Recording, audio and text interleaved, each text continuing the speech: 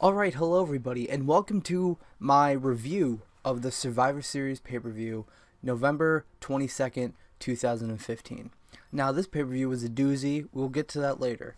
There was actually two traditional Survivor Series matches tonight, after there only being one announced, but nobody was in it. There's one in the kickoff and then one in the main show. So the one in the kickoff had a team of Miz, Bo Dallas, Stardust, and the Ascension versus Neville, the Dudleys, Titus O'Neil, and a returning Goldust. Goldust and Stardust start off the match. Stardust tags in Victor, Goldust slams Victor and eliminates him. It's 5-on-4. Connor comes in, Goldust tags in Titus. Titus gets a Devon chant going, and then Devon gets tagged in. Neville dives over the top rope, taking out the whole team. And then a 3D is hit on Connor right after that. Bubba eliminates Connor. Stardust comes in. Devon also comes in. Devon gets jumped by the Miz, Stardust, and Bo Dallas in the corner. They just start manhandling him. Miz sneaks a tag from Bo Dallas. When Bo Dallas is he's beating up Neville. Miz sneaks in a tag and hits the I don't even know. I don't know if is it still the mic check. I don't know, but he hits that and eliminates Neville. Miz gets distracted. He gets rolled up 1, 2, 3. Miz gets eliminated by Goldust. Titus then comes in and eliminates Bo Dallas. Stardust is left alone and he tries to leave. Stardust then hits Goldust, and he's like, oh my god, I didn't mean it. I didn't mean it. Please don't hurt me. Goldust chases him into the ring. Stardust runs into a 3D. Devon eliminates Stardust, and the remaining survivors are the Dudleys, Titus O'Neil, and Goldust. Unfortunately, Neville, the one that needs the push the most, is the only one eliminated from that team. It makes absolutely no sense. I don't understand. I feel like this match was made like 5 minutes before the show started. So, yeah, because like that first team, Miz, Bo Dallas, Stardust, and the Ascension didn't make much sense. But, yeah, it was nice to see Goldust return. I know there was talks of him returning soon. Him and Kevin Owens have been in a feud for the Intercontinental Championship. So, the show then starts. Lillian Garcia sings the national anthem. Everybody gets pumped up. USA chants are throughout the building. Roman Reigns comes out because the first match is Roman Reigns versus Del Rio. Before the match starts, let's go Roman. Roman sucks chants, just like the Cena chants. Fill the arena. And then Del Rio starts to take over. Del Rio goes for a drop kick, but Roman dodges and Del Rio flies through the middle rope. Roman starts to then take over from there. Del Rio eventually towards the middle of the match, he hits a backstabber and he gets a 2 count.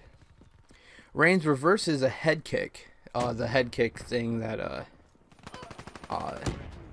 where they're on the knees and he kick him in the chest and the head. He dodges that, stands up, hits a Samoan drop on Del Rio, and he gets a 2 count. There was a lot of false finishes in this match. It made it interesting. It went for like 15 minutes. Probably not. It went to close 15 minutes.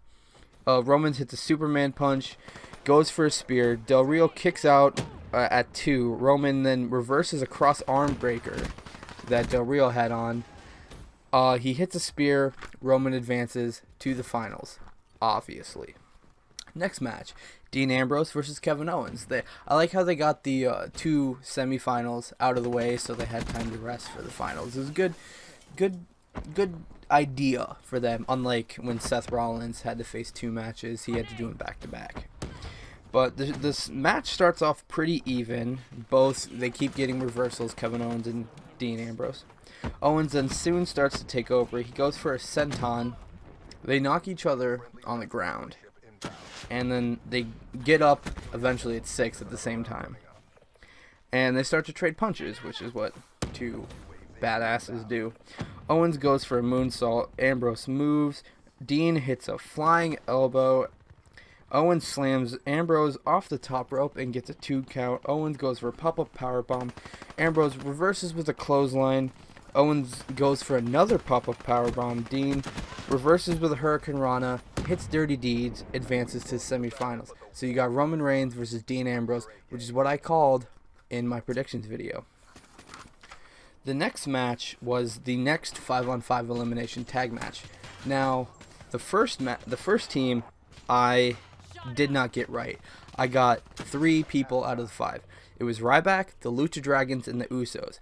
I had predicted that it would be Neville, Kalisto, Cesaro, and the Usos.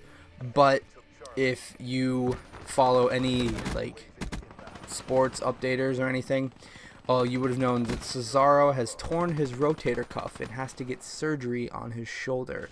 So he'll be out for a few months. Exactly what WWE needs at this moment, right after Seth Rollins gets injured and everything.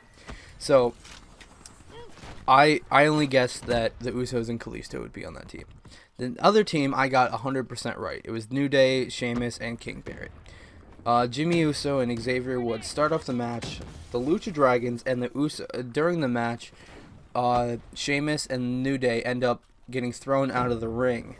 The Lucha Dragons and the Usos then decide to all 4 jump over the top rope at the same time, taking out the Usos. Well, not the Usos, the New Day and Sheamus.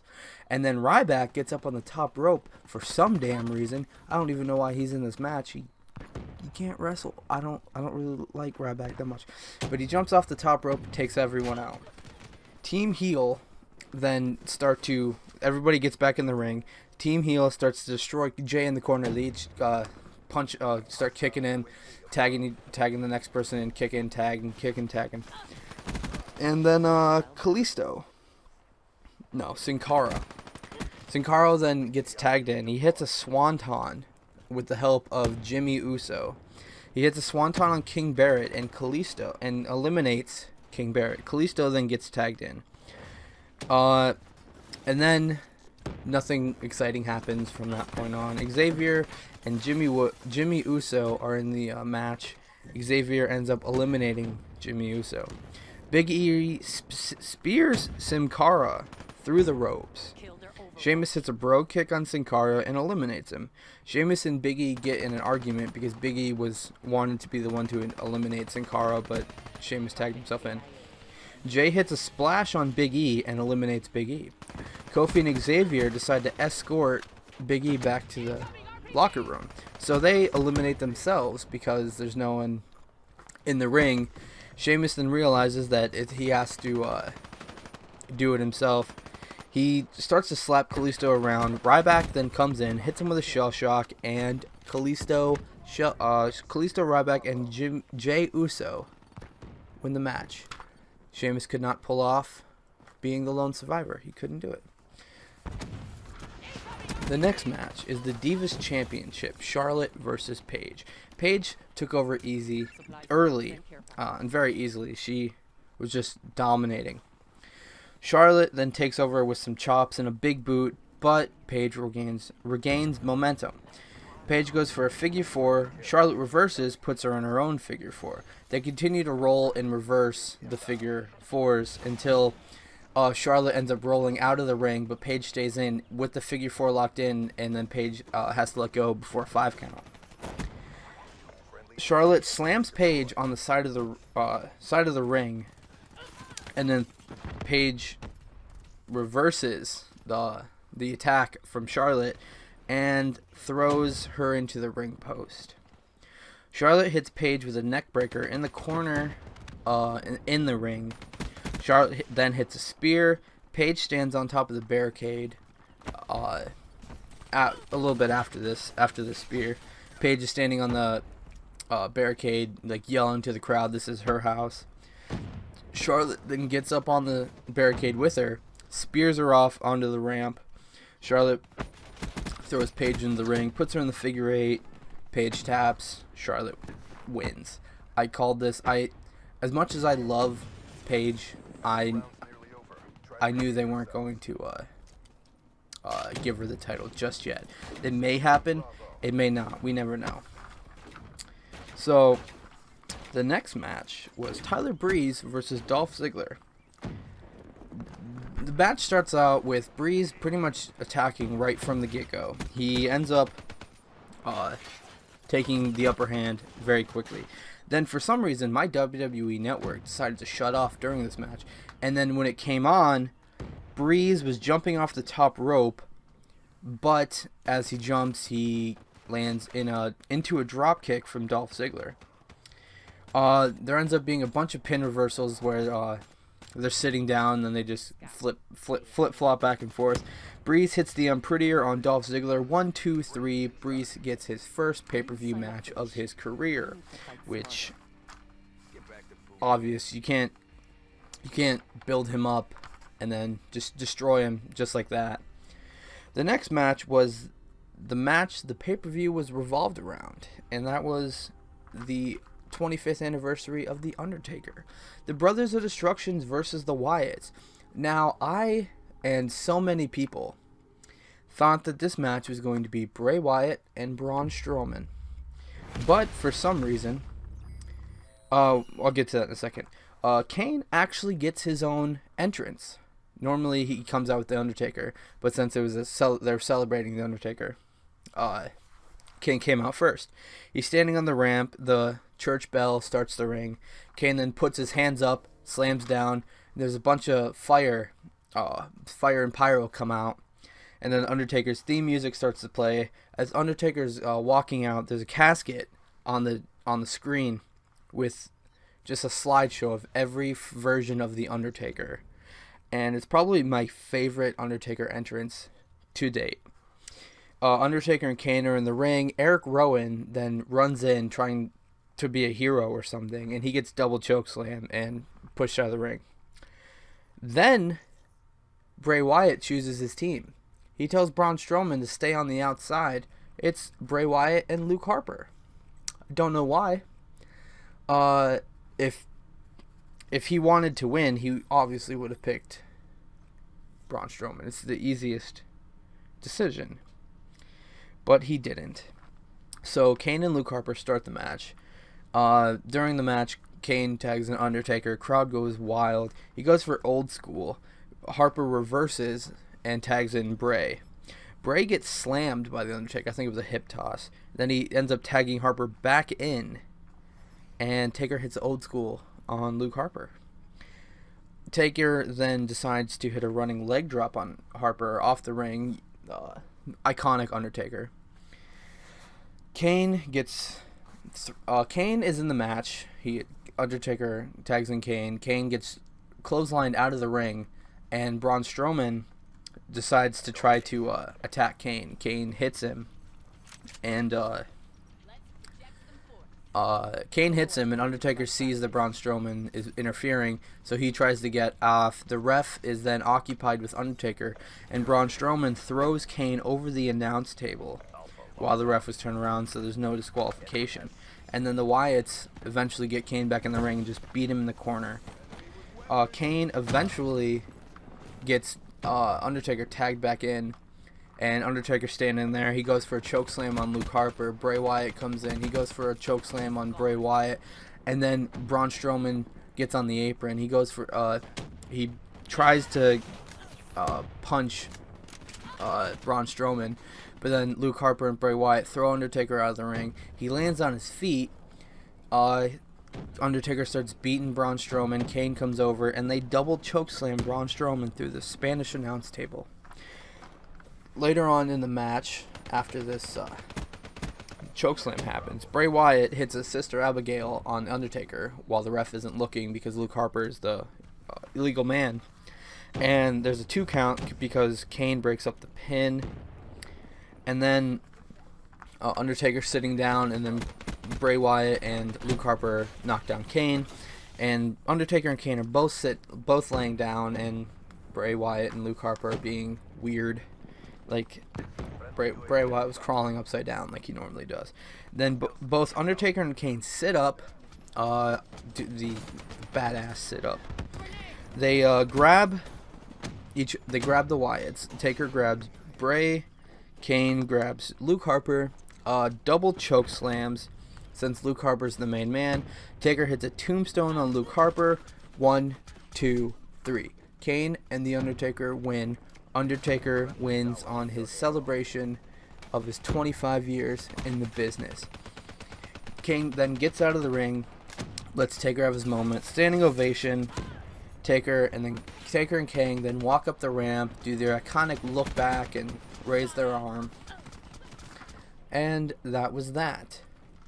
Now, for the match that everybody wanted to see.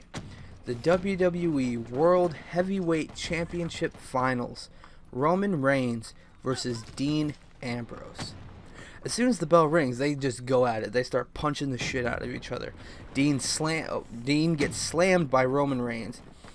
And then right before Roman can do anything else, Dean starts chopping Roman. Eventually, they end up on outside the ring. They're throwing each other into the barricade. Then Dean gets back into the ring. Roman is groggy. He's standing there. Dean dives to the ropes and hits Roman. Dean hits a drop kick off the top rope right after this. And then he puts him back in the ring and puts him in an arm hold, trying to make him tap out. Because the arm he put in just happened to be the same arm that Del Rio focused on during the match and Cesaro focused on Raw. Then he puts him in the... Dean Ambrose puts Roman Reigns in the corner and starts beating him, kicking him, punching him. Roman then gets out of that. He slams Dean twice. He gets a 2 count after that. He's confused why. Dean then hits the I don't know. I know it's a power bomb, but I don't know exactly what it's called. It's the same power bomb that Seth Rollins tried to do to Kane when he blew up his knee. He does that to Roman Reigns, and then Dean gets on the top rope, jumps off. Roman dodges, hits a Superman punch, gets a 2 count.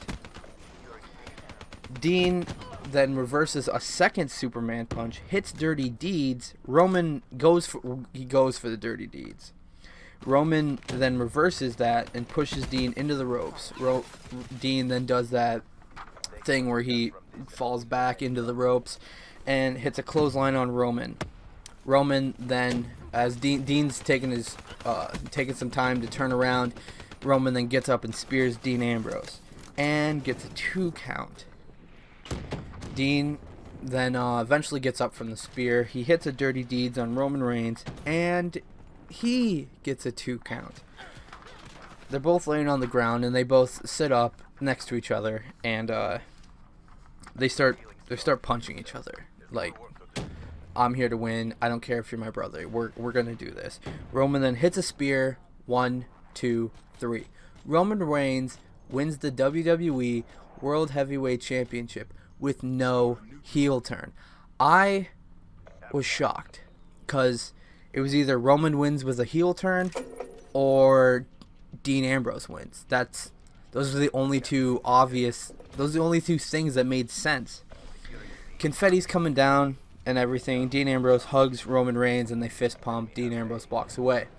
So Roman Reigns is standing in the ring by himself, having his moment. Triple H then comes out. He starts clapping. He's like, "Congratulations! I knew you would do it. I knew you would." He puts out his hand to shake it. Roman Reigns then walks away. Right before he gets out of the ring, he stops, turns back around, spears Triple H. And as he's spearing Triple H, this is the worst part of this. Oh my God. As he spears Triple H, Sheamus comes out with Money in the Bank contract in hand. Roman Reigns turns around. He hits a brogue kick. Cashes in Money in the Bank. 1, 2. Roman gets up. We think, oh, Roman's going to beat Sheamus.